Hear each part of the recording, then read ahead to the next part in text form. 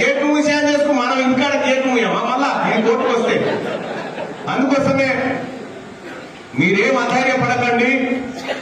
మీ బిడ్డ తీర్మానం వల్ల ఇలా తెగించి కొట్లాడి పరిగీసి నిలబడ్డా.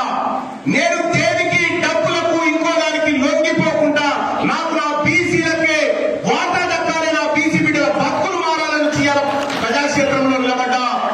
మీరందరూ కూడా ఇలా మా బిడ్డ మా కోసం కొట్లాడుతున్నాడని చెప్పి మీరందరూ కూడా ఇక్కడికి వచ్చి ఈ బీసీ వాదాన్ని బలపరిచి మేమంతా ఒకటే అనేటువంటి మాకు పార్టీలు కాదు, మా యుద్ధం బీఫామ్లకు బీసీలకు మధ్య యుద్ధం. ఇది బీఫామ్లకు బీసీలకు మధ్య జరుగుతున్నటువంటి యుద్ధం. మీ తాన బీఫామ్ ఉండొచ్చు, కానీ మా తాన ఓట్లున్నాయి, మా తాన ఓట్లున్నాయి. అందుకే ఈ బీసీల నినాదం వాటా దక్కాలి, మనకి ఆత్మగౌరవం, అధికారం, ఇస్సా ఇజ్జత్ హుకుమత్. బీసీల నినాదం ఏంది? ఇస్సా ఇజ్జత్ హుకుమత్, ఇస్సా ఇజ్జత్ హుకుమత్, ఇస్సా ఇజ్జత్ హుకుమతు. ఇది బీసీల ఆత్మగౌరవ పోరాటము. ఇది